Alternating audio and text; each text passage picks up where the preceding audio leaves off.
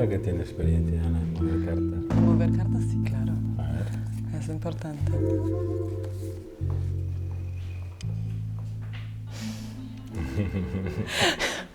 Es una de estas preguntas que me decía justo ahora, tal vez pregunta que no sea la que queremos, más que tal vez tenga una buena respuesta.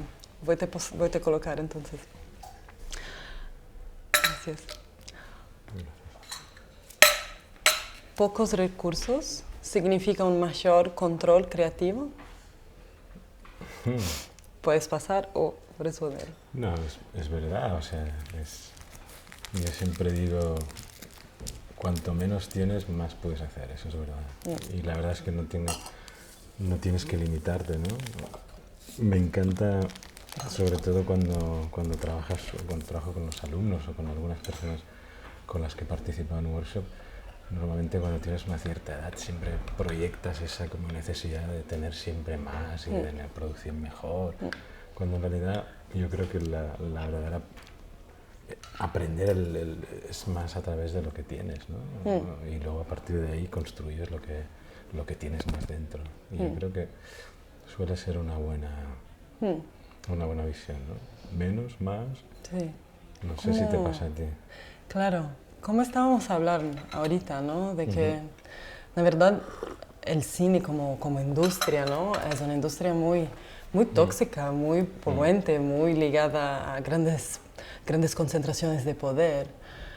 Creo que, la verdad, si hay un cuestionamiento de que se puede ser el cine y no una afirmación de este cine industrial que se repite ad infinitum, es claramente un cine que también, a mi perspectiva, es que debe también pensar la manera que es fabricado, ¿no? Entonces, ¿cuál sería el interés de replicar las pirámides clásicas de la industria cinematográfica, donde tienes un director que da las órdenes, un equipo de servos que lo obedecen, no un sistema de distribución y producción completamente cerrado, sino justo frente a todas las crisis que estamos a vivir y que van a quedar cada vez más complejas y más duras, que pensar también la ecología de medios y formas que producimos es extremadamente importante. Entonces, ¿por qué tener recursos de 2 millones, 4, 5 millones? Sí. ¿Qué hacer con esto, no? Claro, pero no sé si te pasa a ti. Yo empecé a hacer cine en el momento en el que no estaba en esta pirámide. O sea, cuando yo empecé, al principio en España no había maneras de estudiar cine en sí, ¿no? Tenías que hacer otro tipo de recorrido y tenías que entrar en esta pirámide, en esta especie de industria. Y eso aterroriza a cualquier persona, ¿no? Entrar en ese sistema. Y realmente cuando uno a una cierta edad descubre que con una cámara es un autor y que puede hacer cine a través de una sola herramienta, yo creo que ese es el momento realmente de revelación. Al menos lo fue para mí. Olvidarse de esa estructura, y para mí el cine dentro de esa estructura no existe, no me interesa, no es una cosa que quiero hacer, ¿no? Y yo creo que en estos días en los que nuestra generación fue un poco la que se liberó quizá de todo ese peso de esa gran industria, y la idea de coger una cámara y ser tu propio es una cosa que es lo mejor, ¿no? Como lo decía siempre, ¿no? El cinema novo brasileño, una cámara na mão y una idea en la cabeza. Exacto. Creo que en ese sentido Glauber Rocha fue súper importante como un libertador también de esta idea, mucho antes de las cámaras digitales y pequeñas y todo, de decir, no, el cine es una forma también una fuerza vital, una forma de vida. Total. Se siente en su cine, y se siente en mucho del cine que se produce justo en las periferias, en las márgenes de esta gran industria. Mas yo creo que más do que todo, cada vez más las cosas de verdadero interés se pasan en estas ditas márgenes, y el gran problema es que la verdad la industria es tan poderosa que siempre quiere capitalizar sobre las márgenes. Y creo que este es uno de los problemas que vamos a enfrentar mucho. Totalmente, ¿no? En todos los procesos de producción, ¿no? O sea, entramos siempre en las necesidades, en los baremos, en los perfiles que crean estos fondos a los que nosotros podemos acceder. Entonces, te das cuenta que al fin y al cabo las películas acaban siendo las mismas, los contextos acaban siendo los mismos, o sea, todo lo que fluye, el spleen, el espíritu, digamos, del cine que está actuando está por ahí encima y no nos deshacemos de él, ¿no? Es una cosa triste, no sé si te pasa a ti, pero otra de las cosas que me preocupa últimamente es que hay como una especie de nube a la que todos estamos accediendo a esa. No digo nube en el sentido de eso, pero quiero decir como que estamos viviendo todos lo mismo, no salimos de ese contexto. O sea, estamos como usando las mismas influencias en los mismos sistemas de producción, los mismos lugares de proyección, y eso llega un momento que acaba estigmatizando todo un modo de expresión, ¿no? La pregunta sería cómo salir de todo eso, ¿no? Cómo salir de sistemas de producción que te hacen hacer las películas que tienes que hacer y que forman parte de esa visión de lo que es el cine global ahora, ¿no? Y cómo salir del tipo de proyecciones que te fuerzan en los festivales con los slots, con una serie de cosas, ¿no? Pues creo que estamos saliendo, ¿no? Totalmente. De una cierta estamos forma. Luchando por ello. Estamos y la cuestión es lo que decíamos, un festival como el que estamos ahora, a punto de vista, yo creo que no hay ninguna película que entre dentro de esta estructura que decíamos piramidal. Es un cine que está hecho desde dentro, ¿no? Entonces... Y que también nutre una idea de conversaciones de comunidad que es efímera, es completamente pasajera, más fuerte en su efemeridad, ¿no? Creo que esto es importante. Hablaba justo ahora, tú dices el espíritu de cine.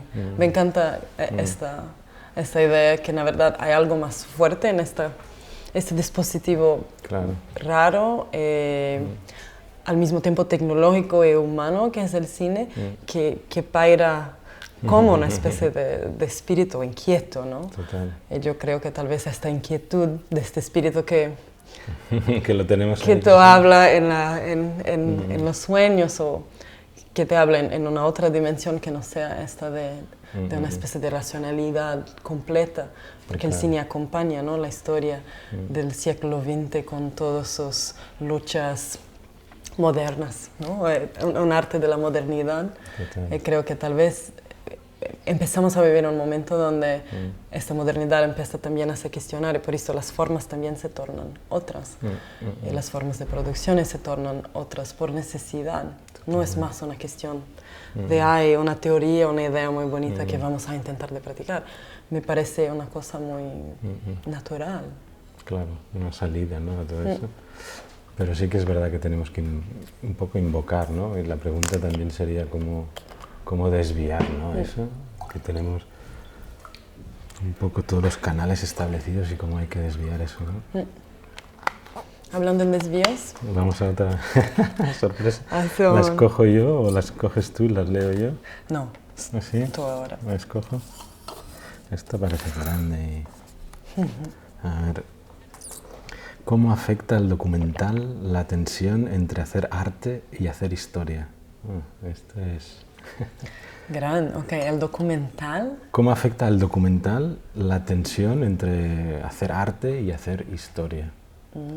Me gusta pensar en la cuestión de historia en la lengua portuguesa, particularmente en Brasil, porque creo que en Portugal esto no existe, que es la distinción entre historia con H, y historia con E. En portugués de Brasil, que los portugueses aman llamar de brasilero, a esta lengua que para mí no existe, brasilero. Brasilero es tupi-guaraní para mí y muchas otras lenguas originarias de Brasil. Mas en portugués de Brasil es muy claro para nosotros desde niños, cuando vamos a aprender la lengua, que hay una cosa que se llama historia y hay una cosa que se llama historia.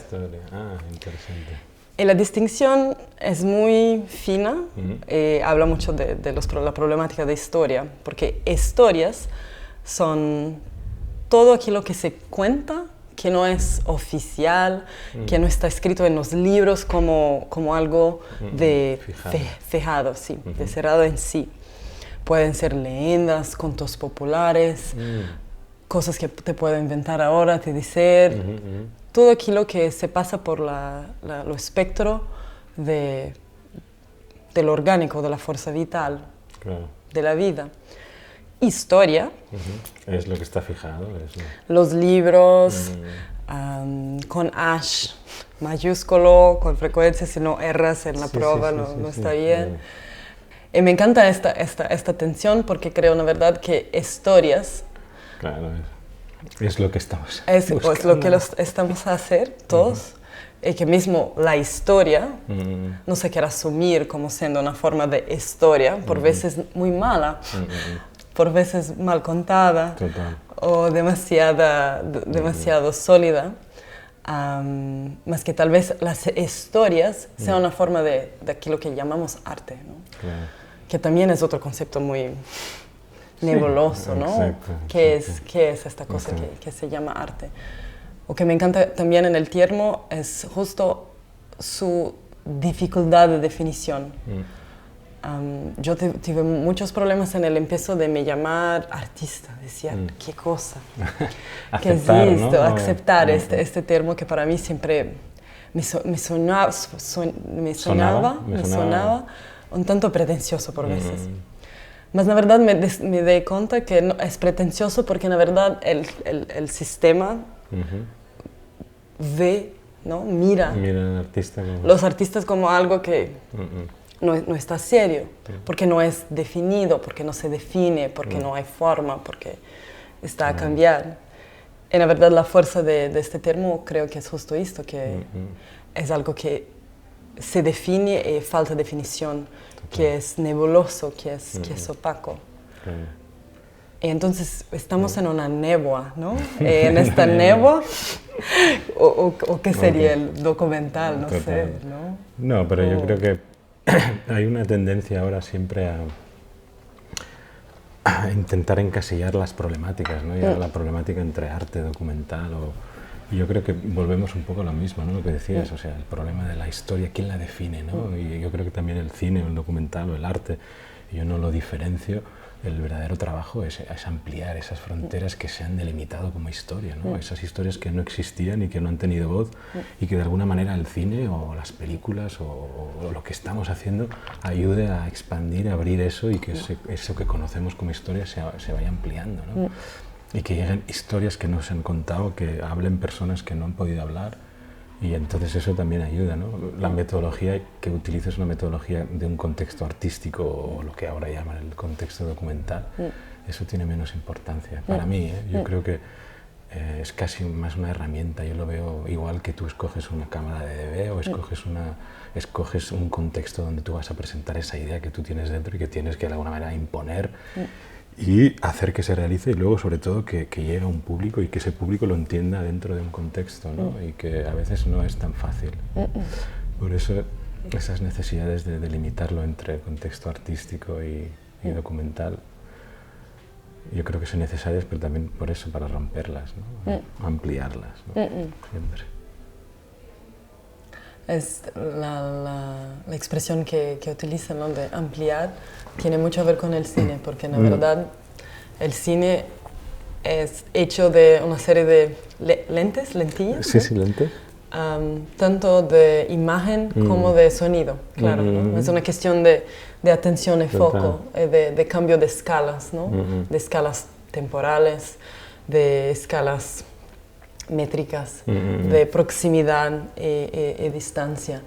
Y creo que justo es una especie de plataforma o instrumento interesante para esta redistribución de pulsiones y potencias por esta capacidad muy artificial, ¿no? De se aproximar de algo con un zoom o con una cámara, de se aproximar con un micro de algo que sea muy pequeño y microscópico que se torna muy grande, o al contrario, algo muy grande que se torna muy pequeño. Esta renegociación, esta fricción, creo que es una de las cosas que es fascinante en el cine. Bueno, pues ha sido un gusto, Ana. Compartido, Carlos. Y nos espera que nos volvamos a cruzar. Sin duda. Las buenas cosas que estos cruzamientos no se planean, acontecen. Y ¿no? van pasando. Y se pasan. Genial. Hola. Ya está, ya empezamos mal. ¿Qué tal? ¿Cómo estás? Perdón. Va de vuelta. Hola, ¿cómo estás? Hola, ¿qué tal? Soy Gerard. Melissa. Encantado. Mucho gusto. Mucho gusto. No sé si A ver, deberíamos... Vamos a ver. Sí, venga, va. A ver, No, elegí vos mejor, yo ya los vi, creo que vos no los ¿Ya has viste. leído todo? Sí, O sea, esto es todo mentira, es todo ficción. Ya te lo has leído, ya... sí, pero no pensé nada, o sea... A ver, esto qué tal. ¿Deberíamos pensar en doblar las películas? Ah, Pensar en la idea de doblar las parar. películas. Ah.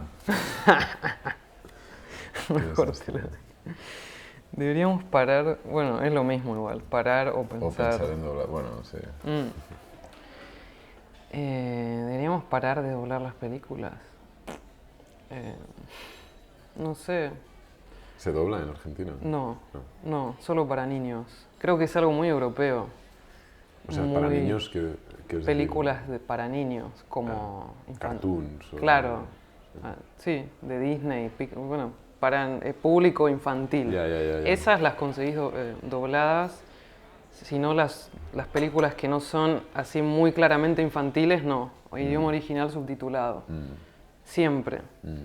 En Argentina ahora de hecho hubo como alguna iniciativa de empezar a doblar más las películas porque es una fuente de trabajo, Ya, como... claro, es Por- una economía... Sí. Claro. ¿Pocos recursos significa un mayor control creativo? ¿Cómo grabas? ¿Con pocos recursos? ¿Pocos recursos significa un mayor control creativo? Depende, ¿no? Depende. O sea, yo sí que, por ejemplo, las dos últimas pelis que he estado haciendo